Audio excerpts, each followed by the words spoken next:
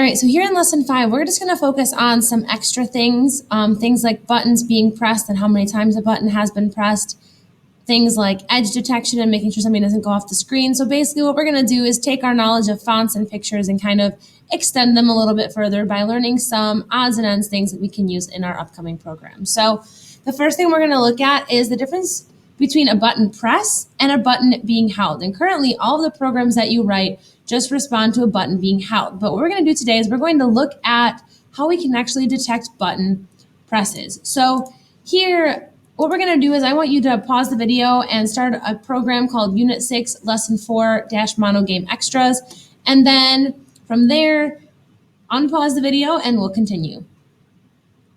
Okay, so at this point, I'm assuming you have this up on your screen. It's been created. So what I want you to do is go into the computer science folder, open up Mono Games, and then we're going to do File, Open, and go find our program. So we go into our drive, Visual Studio 2015, Projects, and then if you have the date modified, click this one, should be right at top. We're doing Unit 6, Lesson 4, Mono Game Extras. You click Open. I gotta actually click on it, hold on. Click on it, click on Content, and click on the Mono Game Pipeline. So don't be like me, go through, click everything, and then you should see that it's connected to your program. Now from here, we're going to add in a new item. It's a sprite font. I'm just gonna use the Times font for this. Pretty simple, click OK, and then rebuild it just to be sure that it is good to go. And I see that it worked. So then I come into Mono Game, I right click, add existing item, go into my content folder, view all files, and bring in that Times sprite font so now I can see it. And then go in and I'm actually going to update that font. So I have Times as my font and we're just gonna display it at size 24. So now we are all set, and what we're gonna do is we're going to create a program that is going to display the number of times a button has been pressed to the screen. So this is going to take more than just if this button is being held. It takes a little bit more planning and it takes a little bit more code. So the first thing we're going to do is we are going to create something where we can actually see button presses to the screen. So I'm going to have a sprite font object and I'm going to name it Times. That's for my font. And then I'm going to have a vector2 object called button presses. And I'm going to initialize my vector right here. So that's going to write it to the screen. So button presses is equal to new vector 2, and at the location maybe 100, 150, wherever you want to put the location is fine. Then we're going to go down to load content and load in the font. So I have Times equals this dot content dot load. I'm loading in a sprite font object, and this is called Times if I look over here in my solution window. So from here, I've got all of these added in. I also want to keep track of something that's going to detect button presses. So I'm going to create an integer called button. Maybe we'll just call it presses. An integer named presses that starts at 0, and that will be changed as the gamepad is held down. So now if we go down into the update method, this is where we're going to add in our gamepad so we can start interacting with the gamepad. So here we're going to have a gamepad state object called pad1.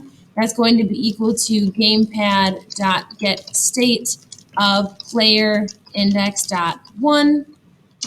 And right now I'm going to say, okay, if pad1.buttons.b is equal to button state.pressed. If that is the case, what I'm going to program it to do right now is I'm going to program it to increase presses by 1, just to show you what's happening with our current knowledge of how the gamepad and Mono Game work.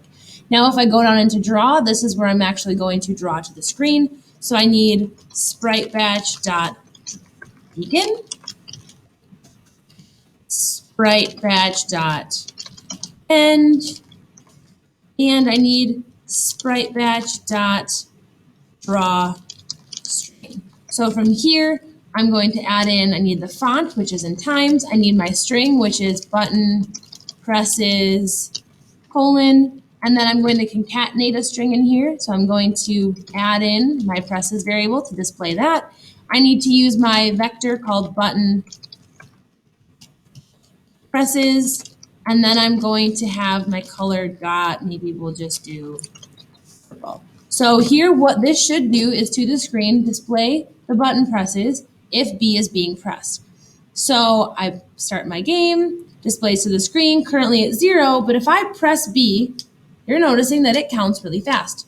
And that's because that's how many 60th of a second I've held that button down. So this is where the importance of button detection and whether a button has actually been pressed is important, because I can just hold down the button and my button presses increase. So we're going to fix that today using a new concept. So in the PowerPoints, I talk about brainstorming how to actually do this. And if you think about a button being pressed, essentially what's happening is the button is pressed, the button is held for some period of time, and then the button is released. So we actually need to purposefully program to account for this. We need to know, okay, the button was pressed, and then it was held for some time, and then it was released. So there are a multitude of ways to do this and brainstorm through this.